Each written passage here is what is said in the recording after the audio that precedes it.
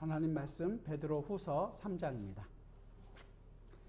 신약성경 386페이지 베드로후서 3장 1절에서부터 7절의 말씀입니다. 베드로후서 3장 1절에서 7절 하나님의 말씀입니다. 사랑하는 자들아, 내가 이제 이 둘째 편지를 너희에게 쓰노니 이 둘째 편지로 너희의 진실한 마음을 일깨워 생각나게 하여 곧 거룩한 선지자들이 예언한 말씀과 주 되신 구주께서 너희의 사도들로 말미암아 명하신 것을 기억하게 하려 하노라. 먼저 이것을 알지니 말세 조롱하는 자들이 와서 자기의 정욕을 따라 행하며 조롱하여 이르되 주께서 강림하신다는 약속이 어디 있느냐? 조상들이 잔 후로부터 만물이 처음 창조될 때와 같이 그냥 있다 하니 이는 하늘이 옛적부터 있는 것과 땅이 물에서 나와 물로 성립된 것도 하나님의 말씀으로 된 것을 그들이 일부러 잊으려 함이로다. 이로 말미암아 그때의 세상은 물이 넘침으로 멸망하였으되 이제 하늘과 땅은 그 동일한 말씀으로 불사르기 위하여 보호하신 바 되어 경건하지 아니한 사람들의 심판과 멸망의 날까지 보존하여 두신 것이니라. 아멘. 이제 베드로후서 3장을 우리가 함께 살펴보게 됐습니다. 베드로후서 3장에서는 베드로 사도가 이 서신을 기록한 이유, 지금 1절부터 7절까지 그 이유를 설명하고, 그리고 나서 8절부터 이 성도들에게 주님에 대한 재림의 신앙이 어떤 것인지 그 이유를 좀 더 구체적으로 14절까지 설명하고, 그리고 나서 마지막 15절부터 18절까지 권면의 말씀을 합니다. 오직 우리 주 곧 구주 예수 그리스도의 은혜와 저를 아는 지식으로 자라가라. 마지막 권면을 이렇게 이루어져 있습니다. 오늘 본문은 이 사도 베드로 후서를 쓰고 있는 이유, 첫 번째 이유가 거짓 선지자들, 거짓 교사들이 나와서 너희들을 미혹하게 할 것이다. 그들이 어떤 것이다 라는 것을 얘기했다면, 이제 두 번째, 그들이 무엇을 가르치느냐, 그리고 그것을 따라가는 자들이 어떤 부분들을 따라가고 있느냐, 마지막 심판에 대해서 그들은 이야기하지 않는다라는 거예요. 그 부분을 설명해주고, 왜 내가 지금 이것을 쓰고 있느냐, 그렇지 않다라는 것을 보여주는 거죠. 마지막에 심판이 있고 이 세상은 멸망이 될 것이다. 그 심판으로 말미암아 멸망받게 될 것이다 라는 얘기를 지금 하겠다는 거거든요. 그러니까 우리는 이것을 보면서 무엇을 보냐면, 이 세상은 끝까지 영원할 것인 것이 아니라 하나님의 심판이 있을 것이구나 라는 것을 우리는 생각을 해야 되는 것이고, 그 내용을 가지고 그럼 우리는 어떻게 준비를 하고 살아가야 될 것인가 라는 것까지 하게 되면, 이제 베드로후서를 쓰고 있는 내용들을 우리가 잘 이해했다고 할 수 있겠죠. 그 내용들을 머릿속에 생각하시면서 오늘 본문을 함께 보겠습니다. 1절과 2절을 우리 같이 한번 읽어볼까요? 본문 1절과 2절 같이 한 목소리로 같이 읽겠습니다. 사랑하는 자들아, 내가 이제 이 둘째 편지를 너희에게 쓰노니 이 둘로 너희 진실한 마음을 일깨워 생각나게 하고 곧 거룩한 선지자 주 되신 구주께서 너희의 사도들로 말미암아 명하신 것을 기억하게 하려 하노라. 이전까지 거짓 교사들의 가르침이 있었다는 거죠. 그래서 그 거짓 교사들의 가르침이 있다는 것을 그 전까지 편지를 써서 알게 되었고, 그리고 그 거짓 교사들은 이 베드로 사도 때만 있었던 것이 아니라 계속해서 있었고 지금도 있습니다. 많은 거짓 가르침들이 있죠. 그리고 지금 베드로는 둘째 편지라 그래서 우리가 베드로 후서를 보고 있으니까 이게 베드로 후서가 둘째 편지라고 생각할지도 모르겠지만 사실은 정확한 건 아니에요. 한 편 전서 하나만 썼는지 아니면 그 전에 더 많은지는 잘 모르죠. 그 이후에 또 썼는지, 아니면 이게 지금 유언 같은 편지이기 때문에 두 번째 편지를 쓰고 끝냈을지는 모르지만, 일반적으로 우리가 전서가 있으니까 이 후서를 두 번째 편지라고 생각을 하고 있습니다. 그래서 이 말씀에 보면 이제 이 두 번째 편지 후서를 쓰고 있는 이유가 뭐냐면, 성도들의 진실한 마음을 일깨워서 거룩한 선지자들이 예언한 말씀과 주 되신 구주께서 사도들로 말미암아 명하신 것을 어떻게 기억나게 하려는 것이다. 그러니까 두 가지예요. 선지자, 구약의 선지자들이 이야기한 것과 신약의 그 사도들이 주되고 구주 대신 예수 그리스도를 가르쳤던 모든 것들을 기억나게 하겠다는 것이죠. 그러니까 이 말씀의 기초에서 볼 때 당시 이 서신을 받고 있었던 소아시아에 흩어져 있던 여러 교회 성도들 가운데는 이 진실한 마음을 잃어버리고 사도들이 명한 것을 잊어버리고 마음대로 거짓 교사들, 선지자들이 얘기한 길로 가고 있었다는 일이 많았다라는 것을 알 수가 있는 것입니다. 2장에서 우리가 좀 더 살펴봤던 것처럼 당시 교회에는 거짓 선지자들, 거짓 교사들이 있었습니다. 그들이 유혹에 넘어가서 스스로 멸망의 길로 가고 있었던 자들이 많았습니다. 그래서 베드로 사도는 이런 그들의 그 진실한 마음을 일깨워서 사도들이 전한 복음을 바르게 생각나게 하려 하겠다. 기억나게 하겠다. 다른 길을 가고 있는데 진실한 마음으로 일깨워 주겠다.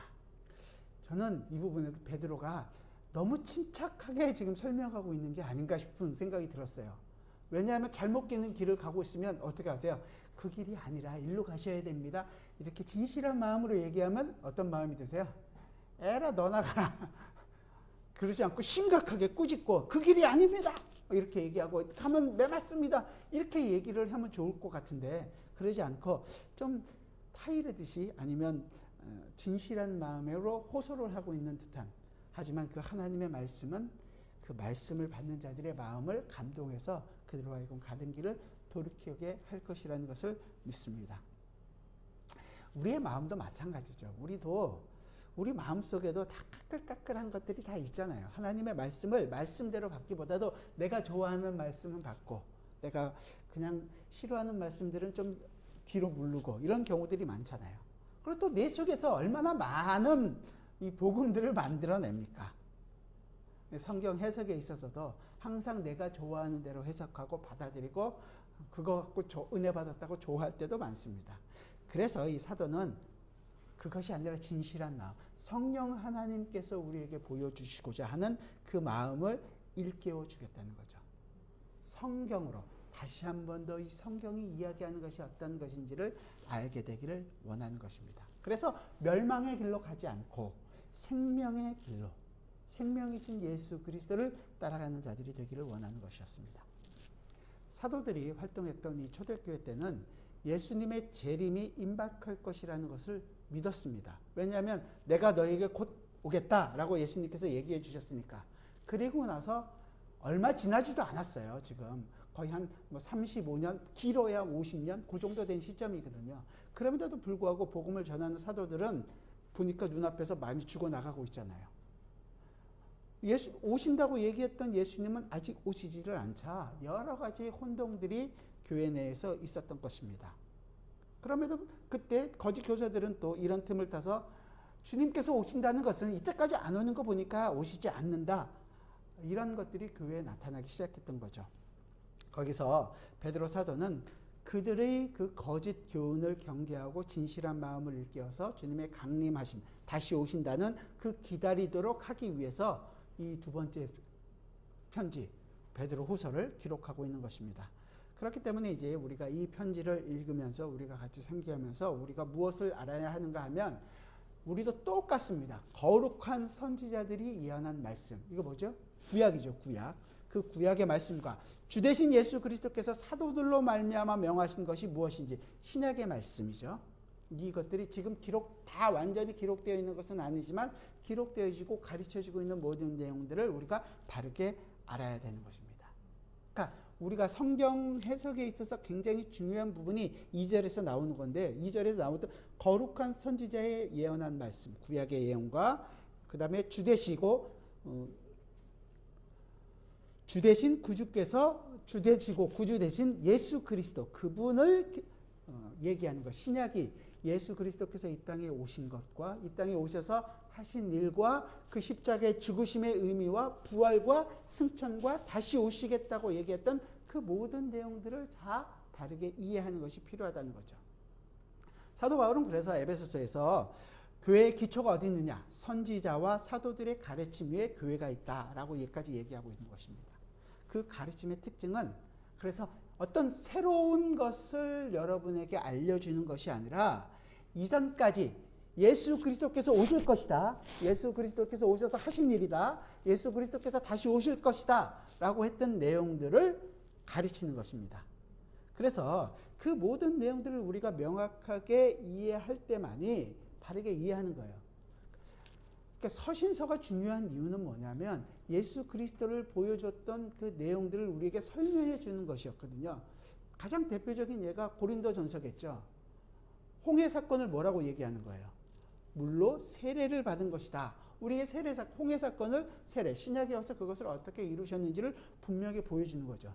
그들이 구약에서 이스라엘이 출애굽해서 가다가 반석에서 물이 없다고 했을 때 반석에서 물을 먹었어요. 그 반석이 뭐라 그러죠? 반석은 곧 그리스도라. 이렇게 해석해 주는 거란 말이죠. 그래서 우리가 그 구약의 모든 내용이 그저 이스라엘의 역사를 기록한 것이 아니라 예수 그리스도를 보여주기 위한 것이었구나라는 것을 알려주는 거란 말이죠.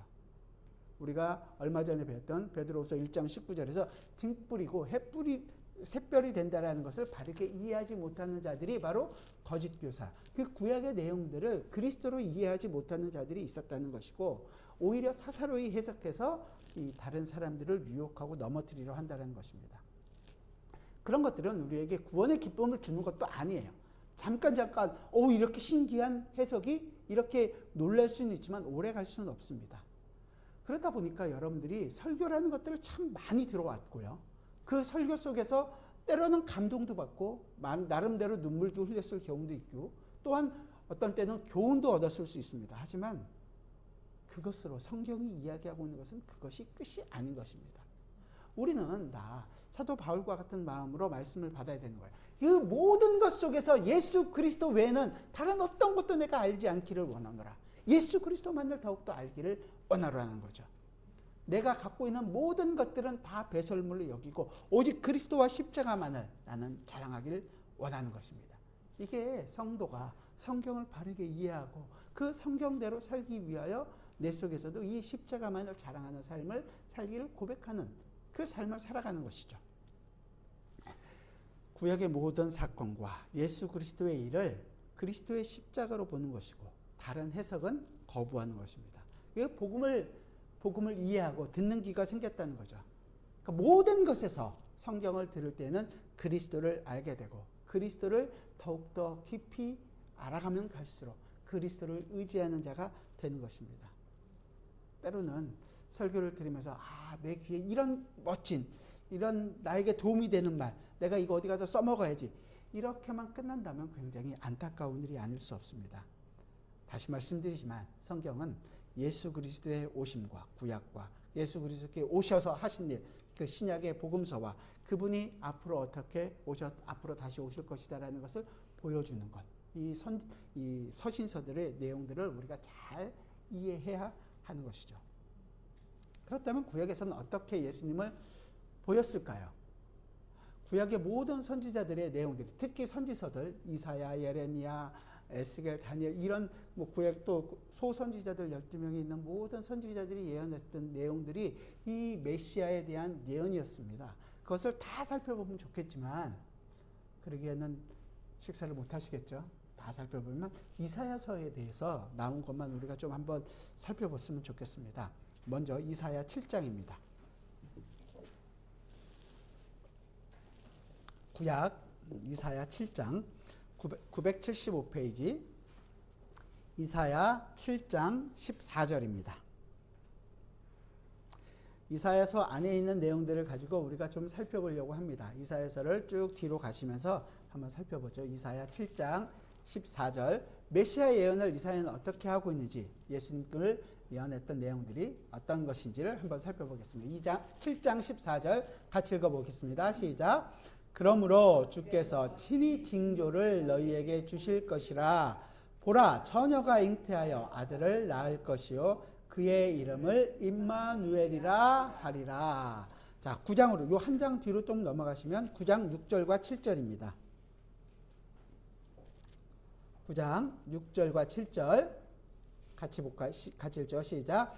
이는 한 아기가 우리에게 낳고 한 아들을 우리에게 주신 바 되었는데 그의 어깨에는 정사를 메었고 그의 이름은 기묘자라 모사라 전능하신 하나님이라 영존하시는 아버지라 평강의 왕이라 할 것임이라. 그 정사와 평강의 더함이 무궁하며 또 다윗의 왕자와 그의 나라에 군림하여 그 나라를 굳게 세우고 지금 이후로 영원히 정의와 공의로 그것을 보존하실 것이라. 만군의 여호와의 열심히 이를 이루시리라. 자, 이렇게 메시아를 예언하고 있습니다. 11장으로 가봅시다. 11장 1절입니다. 계속 이스라엘에 대한 역사와 이스라엘의 심판에 얘기하면서 그 안에서 이사야 선지자가 이야기하고 있는 메시아에 대한 예언입니다. 11장 1절입니다. 같이 읽죠. 시작. 이새의 줄기에서 한 싹이 나며 그 뿌리에서 한 가지가 나서 결실할 것이요. 10절로 내려가 볼게요. 10절 시작. 그날에 이새의 뿌리에서 한 싹이 나서 만민의 기치로 설 것이요. 열방이 그에게로 돌아오리니 그가 거한 곳이 영화로우리라. 자, 이제 조금만 뒤로 가실까요? 32장입니다. 32장 1절부터 4절입니다. 32장입니다. 시작. 보라, 장차 한 왕이 공의로 통치하실 것이요 방백들이 정의로 다스리실 것이며 또 그 사람은 광풍을 피하는 곳, 폭우를 가리는 곳 같을 것이며 마른 땅에 냇물 같을 것이며 곤비한 땅에 큰 바위 그늘 같으리니 보는 자의 눈이 감기지 아니할 것이요 듣는 자가 귀를 기울일 것이며 조급한 자의 마음이 지식을 깨닫고 어눌한 자의 혀가 민첩하여 말을 분명하게 할 것이와. 자, 53장으로 가보겠습니다. 마지막인데요. 53장 여러분들이 잘 아는 내용들이죠. 이건 53장은 53장 1절부터 6절의 말씀입니다. 예수님을 어떻게 표현하고 있는지 우리 같이 1절부터 6절까지 같이 읽겠습니다. 우리가 전한 것을 누가 믿었느냐? 여호와의 팔이 누구에게 나타났느냐? 그는 주 앞에서 자라나기를 연한 순 같고 마른 땅에서 나온 뿌리 같아서 고운 모양도 없고 풍채도 없은즉 우리가 보기에 흠모할 만한 아름다운 것이 없도다. 그는 멸시를 받아 사람에게 버림받았으며 간구를 많이 겪었으며 질고를 아는 자라. 마치 사람들이 그에게서 얼굴을 가리는 것 같이 멸시를 당하였고 우리도 그를 귀히 여기지 아니하였도다. 그는 실로 우리의 질고를 지고 우리의 슬픔을 당하였거늘 우리는 생각하기를 그는 징벌을 받아 하나님께 맞으며 고난을 당한다 하였노라. 그가 찔림은 우리의 허물 때문이요 그가 상함은 우리의 죄악 때문이라. 그가 징계를 받음으로 우리는 평화를 누리고 그가 채찍에 맞음으로 우리는 나음을 받았도다. 우리는 다 양 같아서 그릇 행하여 각기 제 길로 갔거늘 여호와께서는 우리 모두의 죄악을 그에게 담당시키셨도다. 아멘. 이사야서만 봐도 그리스도가 오신다는 것을 이렇게 많이 예언하고 있습니다. 그래서 베드로 사도는 베드로전서 1장 10절과 12절에서 얘기하는 거예요. 이 구원에 대하여는 너희에게 임할 은혜를 예언하던 선지자들이 연구하고 부지런히 살펴서 자기 속에 계신 그리스도의 영이 그 받으실 고난과 후에 받으실 영광을 미리 증언하여 누구를 또는 어떠한 때를 지시하시는지 상고하니라. 이 섬긴 바가 자기를 위한 것이 아니요 너희를 위한 것임이 계시로 알게 되었으니 이것은 하늘로부터 보내신 성령을 힘입어 복음을 전하는 자들로 이제 너희에게 알린 것이요 천사들도 살펴보기를 원하는 것이니라. 구약의 모든 내용들이 예언했던 선지자들이 열심히 상고해서 우리를 위해서 그 그리스도를 전해주셨다라고 얘기하는 것입니다. 부지런히 연구하고 살펴서 그 고난과 영광을 미리 증언해 줬죠. 그 예언대로 예수님께서 이 땅에 오셨습니다.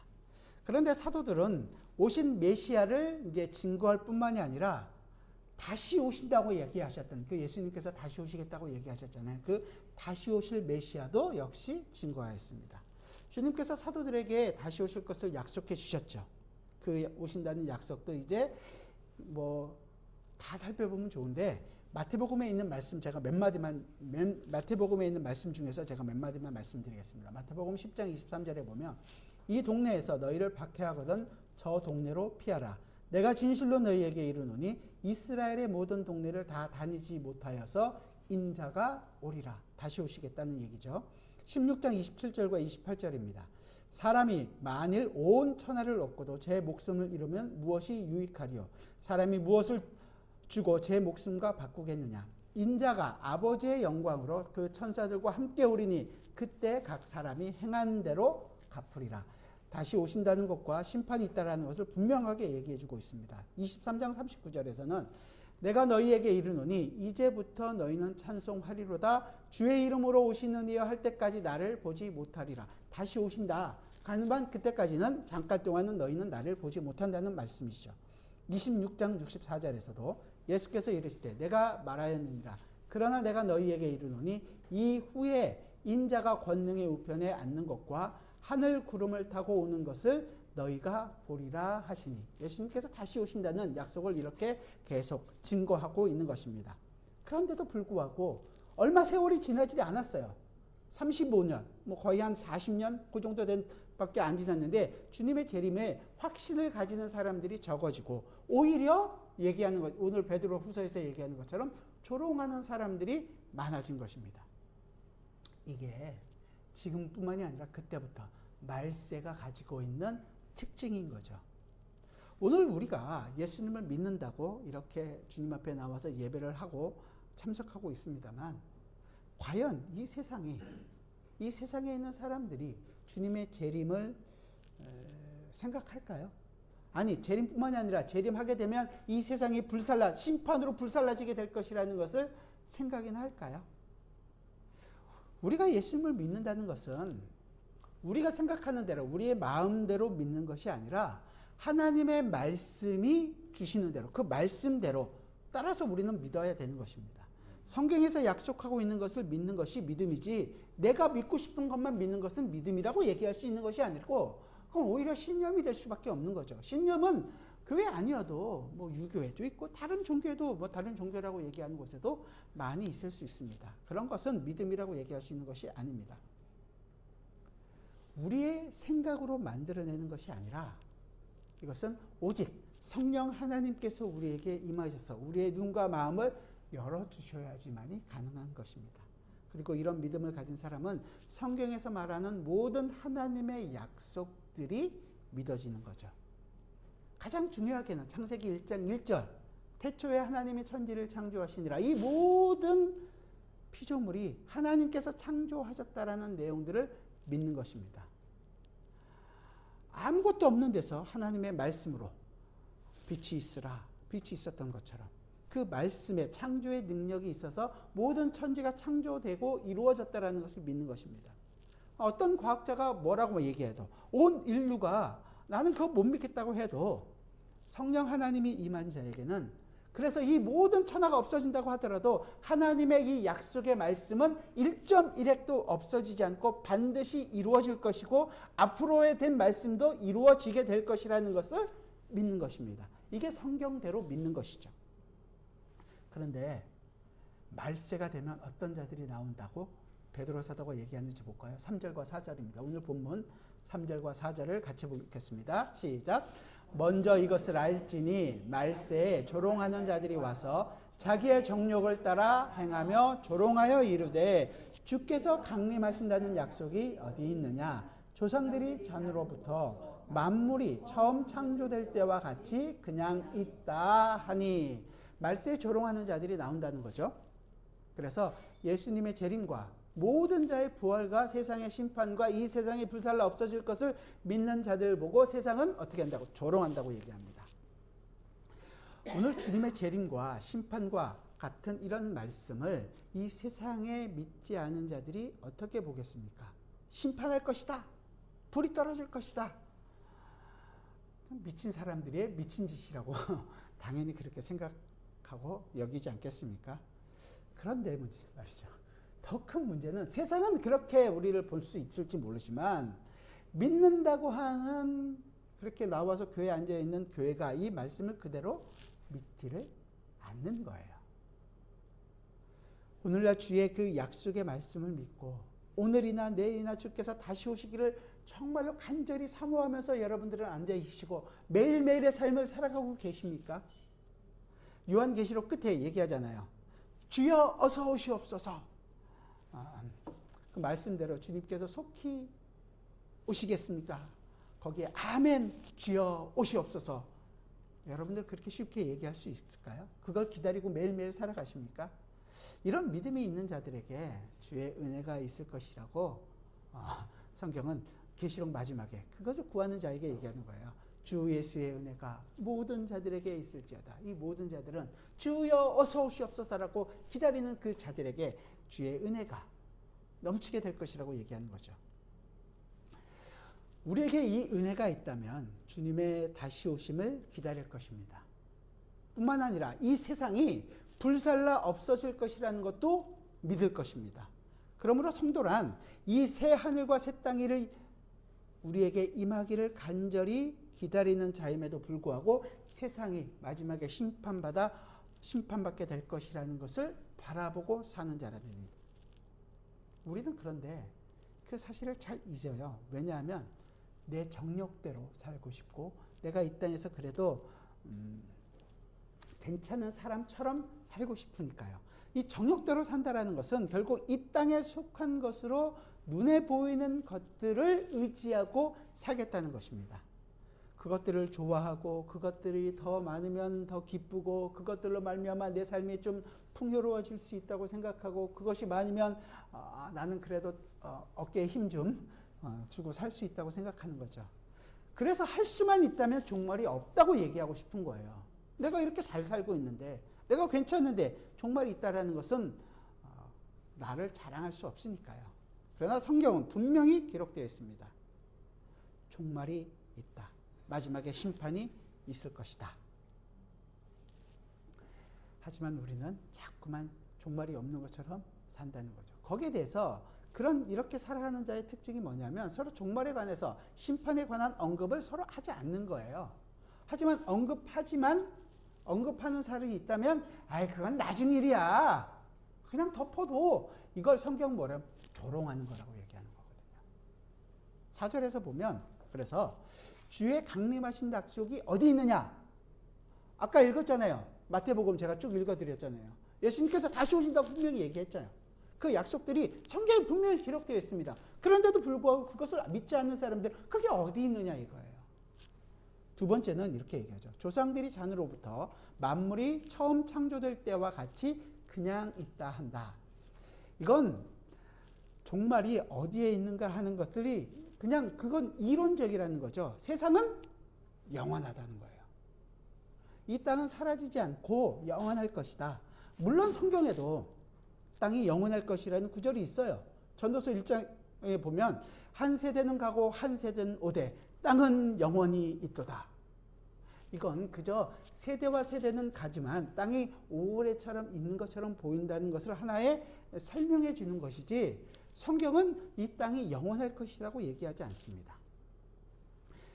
그러니까 성경 전체적인 것을 가지고 봐야지 한 구절 가지고 그것을 모든 것에 적용할 수는 없다라는 거예요. 우리 허무한 인생이 영원한 것처럼 보이지만 짧지고 이 땅은 그래도 좀 오래 가는 것처럼 보인다는 거예요. 하지만 오늘 읽은 본문 7절에서 나중에 보겠지만 불살라 없어질 것이라고 분명히 얘기하거든요. 그러니까 같이 성경을 보면서 이 땅이 어떻게 되고 있는지를 우리가 분명히 알아야 하는 것입니다. 세상이 멸망하는 것도 사실 이 땅에 사는 사람들은 믿지를 않아요. 그러니까 그 믿는 사람들을 오히려 조롱하면서 사는 것입니다. 여기 성경에 좀 전에 읽었던 그냥 있다라는 것은 이게 계속된다라는 표현이거든요. 계속된다라는 것은 변하지 않는다는 거예요. 창조 이후로 창조된 다음에 많은 사람들이 과학자나 이런 사람들이 생각할 때 이 세상은 우주는 어떤 자연 법칙에 말미암아 그것이 계속적으로 돌아가고 있다. 창조자가 있다고 해도 창조를 했을 뿐이지 나머지는 그냥 이 안에서 계속 돌아갈 수 있도록 자연 법칙으로 설명할 수 있다라고 얘기하고 그것이 마치 과학인 것처럼 포장을 합니다. 그리고 과학으로 모든 것을 설명하려고 하고 그럴 수 있다고 생각하는 거죠. 그래도 우리가 그게 과학이라고 얘기하니까 우리는 그것을 다 믿을 수 있는 것이라고 생각을 하는 거예요. 하지만 그건 착각입니다. 왜냐하면 지금도 과거로 설명할 수 없는 내용들이 무지무지하게 많지만 그것을 우리는 그냥 과학이라고 우리가 믿고 있는 것으로 덮어두는 것입니다. 하나님의 섭리는 하나님께서 창조하시고 이 우주를 다스리시고 계속 섭리로 이끌어가고 계신다는 것은 마태복음에 있는 말씀처럼 참새 한 마리가 땅에 떨어지는 것도 하나님께서 허락하지 않으면 일어나지 않는다는 거예요. 왜 그것이 일어나는가? 정말로 우리가 볼 때는 하찮은 일이고 아무것도 아닌 것처럼 보이지만 지금 이 자리에 우리가 나와 있는 것도 어떤 거예요? 하나님께서 우리를 부르시고 우리에게 허락하셨기 때문에 이 일이 일어나는 것입니다. 어쩌면 우리는 매일매일 똑같은 삶을 반복하면서 살아가면서 내 인생 왜 맨날 이렇게 똑같이, 아니면 내 인생 왜 이렇게 힘든 삶을 살아갈 수밖에 없지? 라는 생각을 할 때가 많습니다. 하지만 그 매일매일의 삶 속에서 하나님은 하나님의 손길이 어떤 것인지를 알게 하십니다. 변하지 않고 끝끝내 너를 보호하고 지켜서 너를 하나님의 백성으로 만들어 내고야 말겠다는 하나님의 그 열심이 우리를 붙들고 계시기 때문에 어쩌면 오늘도 태양은 떠오르는 거죠. 이건 태양이 떠오른다고 얘기하면 안 되는 거죠. 지구가 도는 거죠. 하지만 우리는 그렇게 표현할 수 있는 거예요.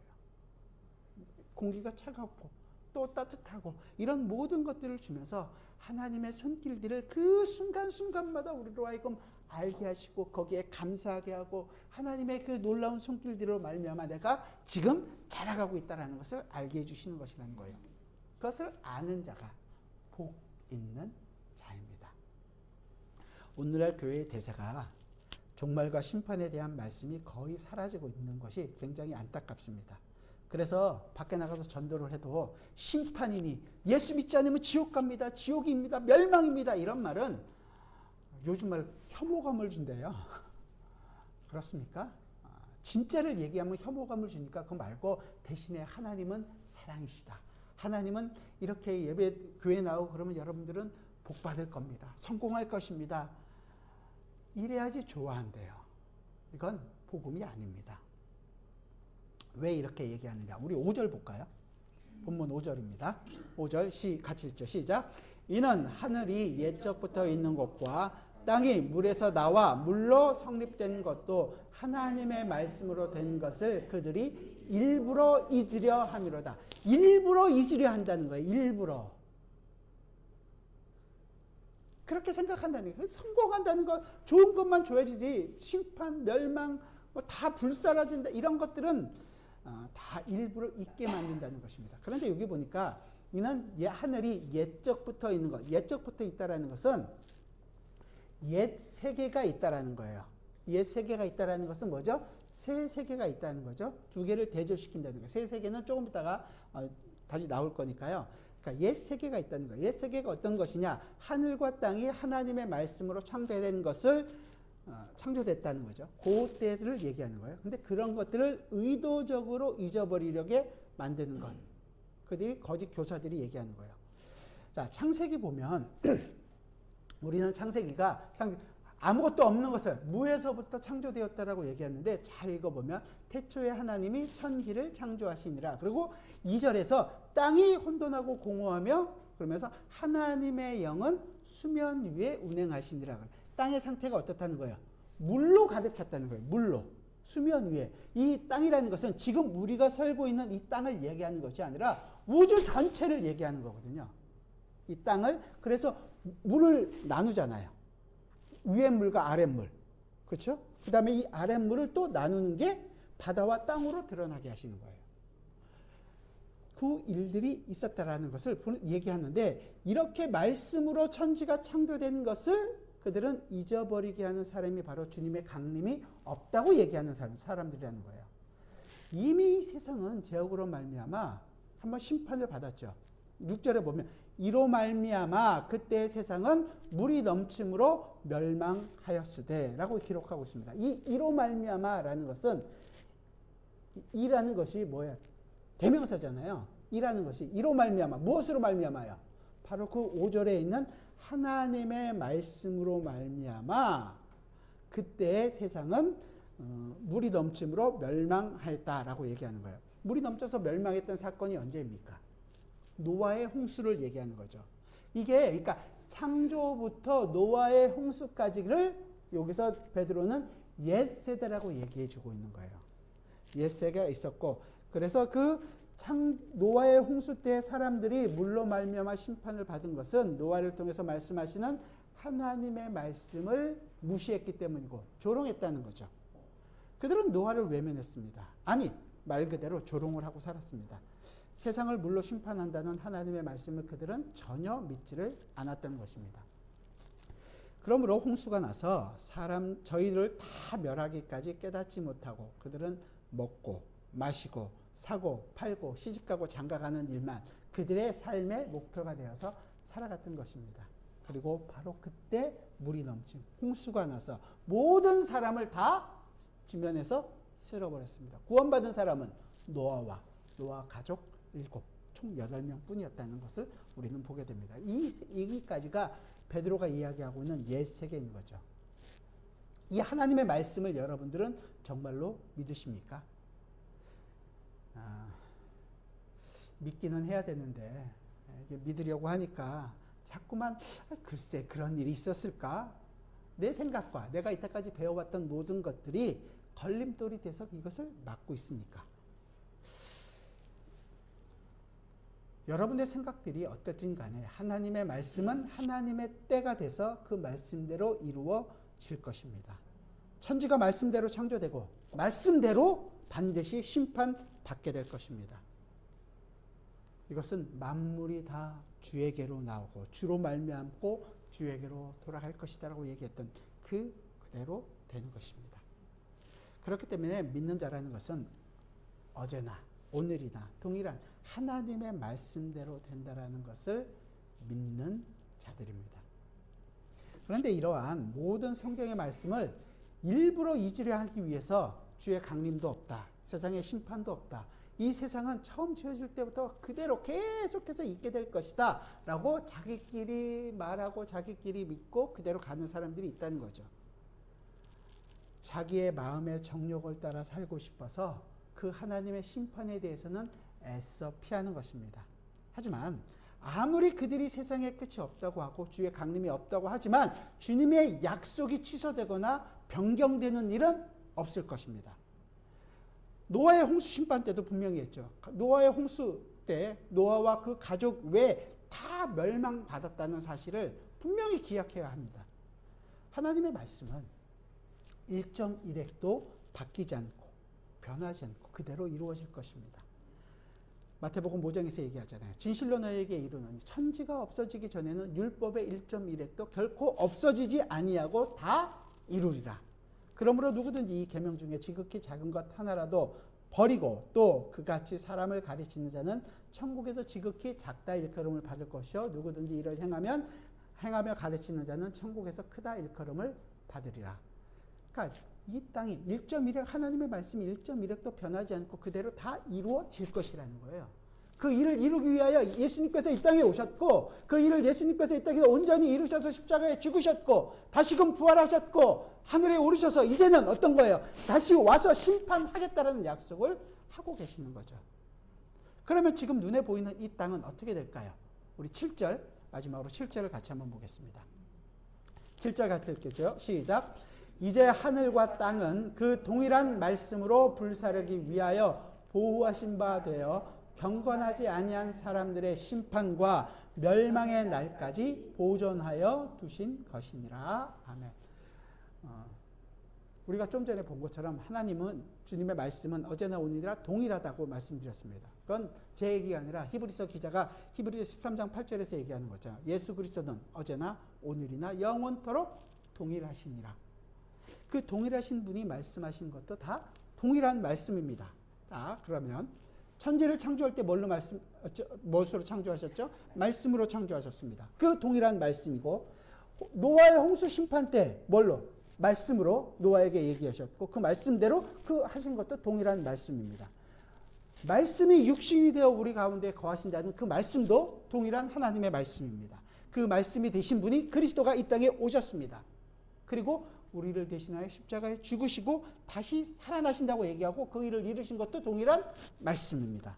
그리고 이제 부활하셨고 승천하시고 성령을 보내신 것도 약속하신 것도 동일한 말씀입니다.